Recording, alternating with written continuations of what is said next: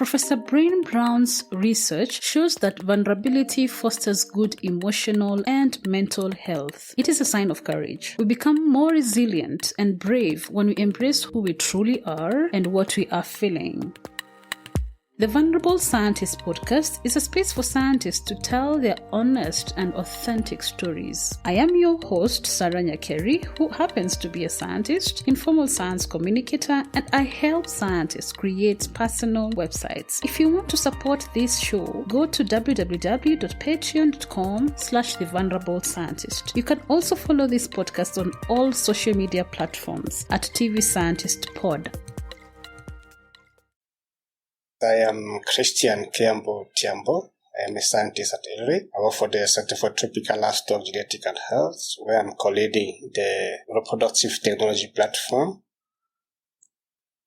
And previously I was at Baker Bioscience, Eastern and Central Africa as postdoctoral scientist. Do you want to give a brief of what you're doing, maybe in layman language, and why it is important to the community? Okay, currently what I'm doing, my work focuses mostly on the preservations of African animal genetic resources.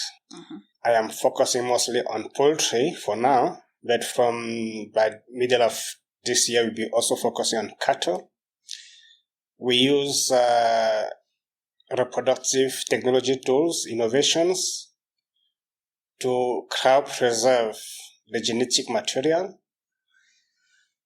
Like now we are using the primordial germ cells techniques to cryopreserve and revive the poultry genetic resources from Africa. And this technique is very innovative because, it was not possible before to freeze the eggs of chicken. Like we can freeze the semen of mammals. So this technique is allowing now scientists to cryopreserve for long-term use and revive the given species or a given genetic material when in need. Why is it important to preserve? What do we gain from it? Okay, we have in the normal production system a lot of challenges which are leading to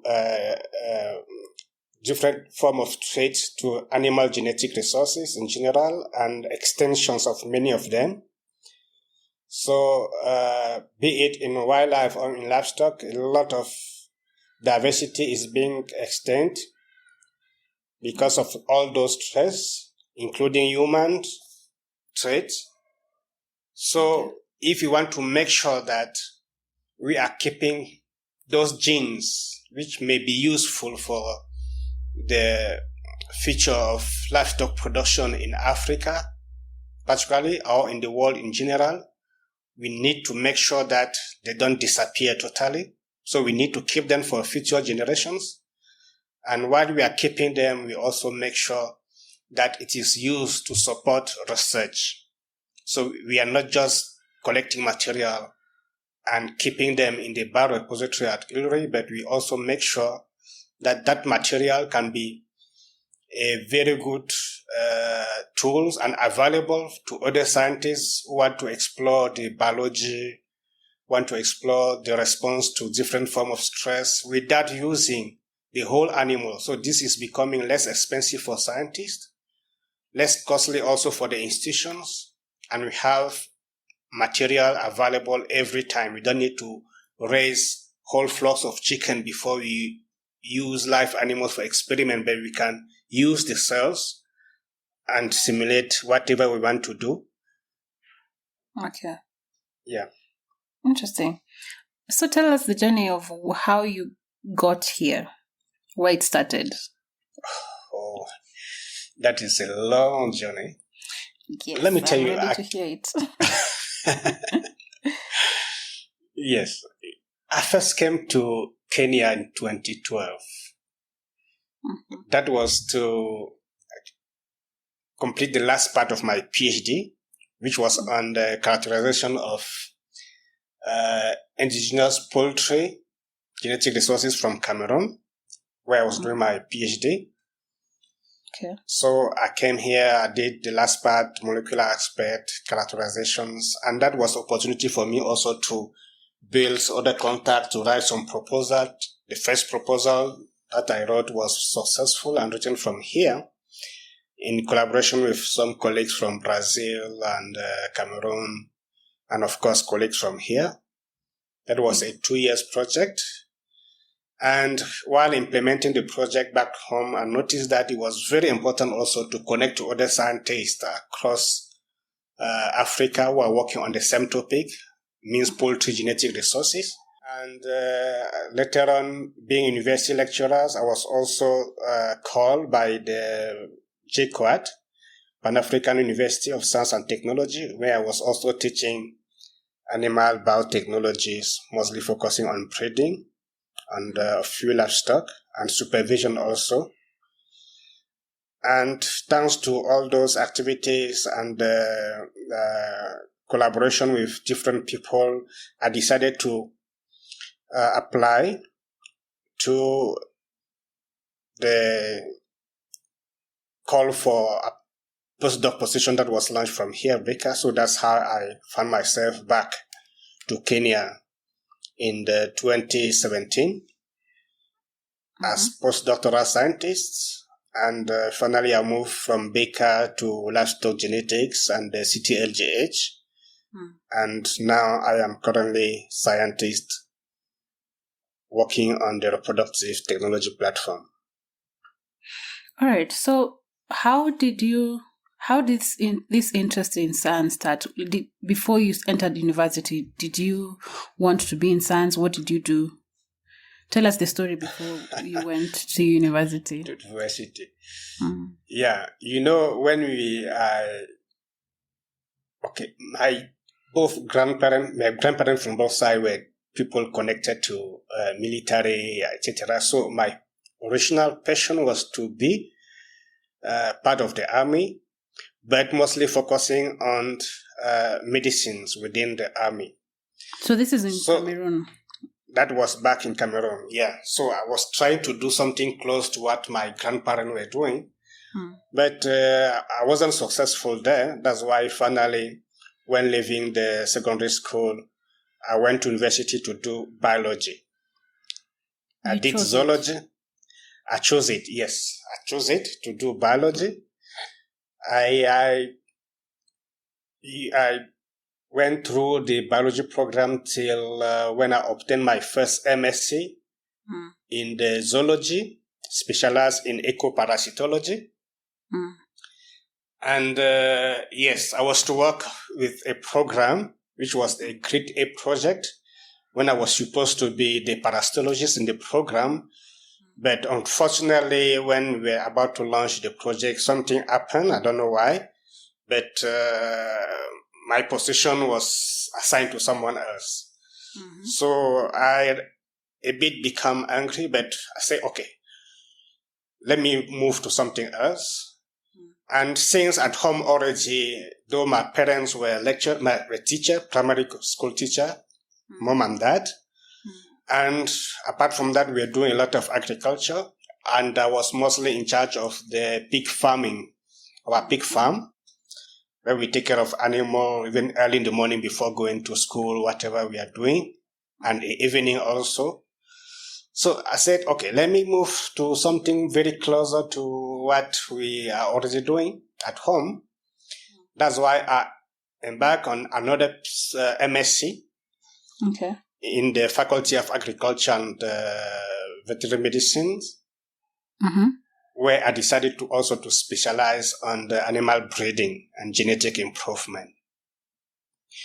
And during the second MSc courses, I was assigned, I was given an assignment, a homework, to try to screen the poultry production system in Cameroon and in Central Africa. Before that, I had no good idea of what the indigenous poultry production system may be. But when I was trying to accomplish that classroom assignment, I noticed that there was a lot of gap, but also a lot of potential. in developing the local poultry production systems. And that's why I decided from that second MSc to focus on poultry genetic improvement, poultry breeding and genetic improvement.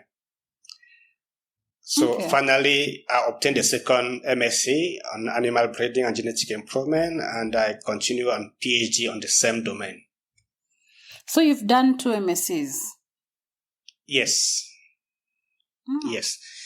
I did 2 MSCs, and I still use the 2 because, before joining IRI also, at the level of Cameroon, though I was teacher in animal breeding and genetic improvement, I was also the focal person for the One Health Center Eastern Africa, where we're doing a lot of activities on zoonoses, on antimicrobial resistance, etc. So I was using my background in the ecoparasitology to lead the project on zoonoses, on One Health, and using my background in animal breeding to perform my teaching, research, and supervisions in the Faculty of Agriculture and Veterinary Medicine. And I'm still working on the 2 domains. Okay, while doing your university education, that is from BSc and the 2 MScs and the PhD, what are the challenges that you faced during that time? Wow. One of the most important challenge was the availability of resources. Yes. Let me tell you, when I went to the university, I left my parents. I traveled to the university town. That was Where almost. Where do you come from? I'm from the west. I'm from the Western Cameroon, of course. Okay. That's where my origins are, but I was born in the littoral part of Cameroon, 400 kilometers away. But after, when I was to go to university, I returned to the Western Cameroon. Okay. Yes. So, and there, as to answer your questions on the challenge, the first one was financial resources. So that's why when starting my university's first years, I had to do a lot of things. I was photographer. I was doing a lot of business, buying here and selling there to have little money. I was trying my best to be as independent as possible, not to be requesting money from my parents every time. And that's why when I was about to finish my BSc, I noticed that I was a little bit late. So I had to, instead of having my BSc in 3 years, I was supposed to do, I had it in 3.5 years, because part of my time I was investing too much in business and in my photography activities. But to finish it, I had to stop everything also that. So put all the extra activities aside and focus only on my BSc, and I finish it. That's why I moved to the MSc in the ecoparasitology.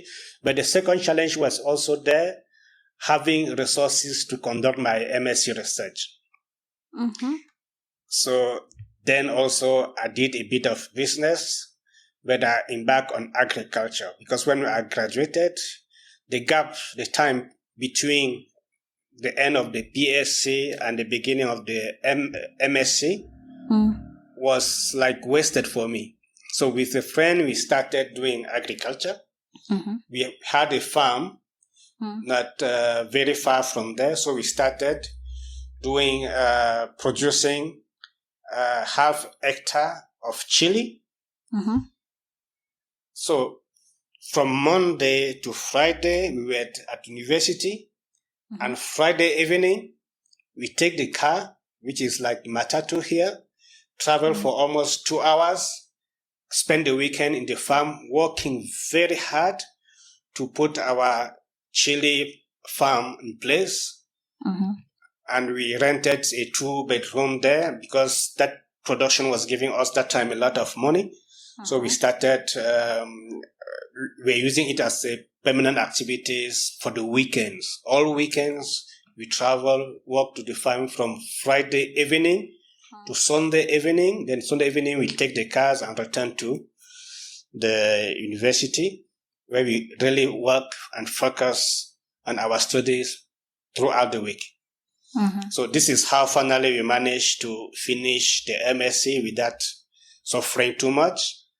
And when I moved to my PhD,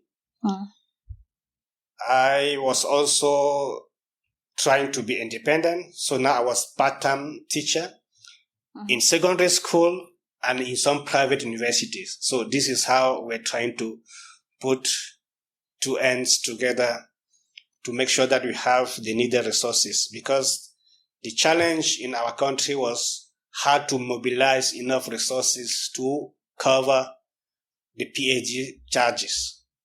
And to do my PhD on in quantitative animal breeding, quantitative genetics, etc. So I was running my farm, experimental farm with animals. In one side, I have poultry, conventional commercial poultry, where it is very short cycle, generates resources from there.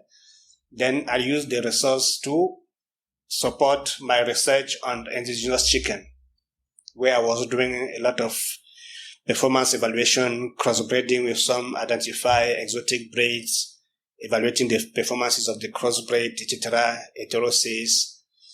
And yes, we managed to do that. And this is how I conducted the last part of my PhD, but I was still stuck at the level of doing the molecular characterization. That was very expensive. I have no way doing it. And that's why from July 2010 to January 2012, I was stuck, doing nothing, no way to mobilize resource, etc. So I can say I lost almost 2 years like that, till when I applied to the Baker Fellowship. And on November 2011, I received an email from Rob Skilton informing me, we received your applications and it was successful. Are you willing to come to Kenya to start your fellowship? But he was advising me, now we are entering December, so everybody will be going for holiday by mid-December. If you come, there is no one. So when are you ready to come? I said, I'm ready to come as soon as possible. But since people will be going for holiday, let me come the first week of January 2012. So that's how they arranged everything. And on 11 January 2012, I was arriving in Kenya for the first time. And I was so happy. It was a 4-month fellowship, fully covered. Yeah, it was a big relief for me. That's why everything I could do to say thank you to those who are granting me the fellowship was to work very hard. And in 4 months, I was done, and very well. Wow. So you came with your samples? Yes, I came from Cameroon with my samples. And let me tell you one thing also. In Cameroon, my experience in molecular biology was very, very weak. So even using pipette was still a challenge for me. Wow. But here I had very good mentor at Ilri in Baker. And that was Martina Kialo is still around here. And Moses Jaira, who is now a CP. And there were some other guys like Francis Bramwell Wanjala, and many other research associates and everybody was very open, very good, prompt to serve, to listen to you, to make sure that all the reagents and consumables are available. So that's how in 4 months I was able to complete my fellowship and have my last paper available, which I just completed with the 4 other papers I was that were ready. And by the time I was defending my PhD, I had 6 publications from that PhD. Wow. That was, a great achievement for me that time. Okay. Sorry, I'll go back again. I want to understand the education system in Cameroon. Like you said, you choose to go to, like, do you have to pass high school to choose a university and called, or you choose a subject that you want to go to university to study? Like, what's the procedure? You need to pass all your exams from the primary school before you go to the secondary school. You need to pass all the exams. We have what is called, we have 3 exams in the secondary school that you have to pass before you move to the university. So at the middle of the secondary school, you have an exam that gives you an opportunity to choose whether you are going for a scientific profile or literature profile. Yeah. And let me tell you one thing also there. I was very good in literature at the beginning. So I was first oriented to do literature. I spent 2 months doing literature's education, but I thought, oh no, this is not for me. Though I'm good writing, I'm still good today doing writing few things, but I was feeling like, no, this is not what I want to do. So I decided to go and to continue in biology. Of course, I had a lot of challenges, mathematics, but a great passion for biology, chemistry, and physics. So I said, let me go for it. And that's how I finally reached what we call premiere. This is 1 year before, 1 year before you exit the secondary school. So you have an exam, and the last year you have another exam which gives you the keys to go to university if you want to continue to university level. Okay. And at the university level, normally our BSc programs is 3 years. When you are entering university, you have to choose for your domain of specialization already. So your orientations are from there, and you choose it according to your capacity and your perspectives. So that's why I decided to go first for zoology. Of course, I was having major there in genetics, cytogenetics, etc. Because that was also an attraction for me. Why? Then zoology and Why genetics. Was it an attraction for you? I really don't know, but I just love diversity in the nature. And I knew the background was genetics. So for me to explore that, yes. Unfortunately, when we were doing the BSc program, there was no lecturer at that time who was ready to take me really through the genetic pathway. That's why I end up doing ecology, parasitology. Okay. And finishing with the first MSc in parasitic zoonosis. Yes. But when I finished that, I also noticed, okay, I need to move to something more challenging and still connected to what I was doing back home, agriculture, animal agriculture. Do you think your side hustles, the things that you did, the businesses, the farm business, the other businesses that you did, the photography, do you think it has influenced you currently in any way? Yes, of course. I can say, of course, it's delayed me a bit as compared to my other friend, even if later we catch up. But it really helped me to build to learn to be independent and to take care of myself, to face at the earliest stage of my development, the challenges and see how to overcome them without calling for my parents or to whoever is able to assist. Okay. So you try to fix your problems yourself. That was a great lesson for me also, for my life, and it's still helping me today. Do you still do photography? I'm curious. I still have some cameras here. The very first camera I was using, I'm still having it back home. It's not here, but it's still in my boxes back home. But I still have some good camera with very powerful zoom that I use here from time to time, just for fun, or when going out for a safari.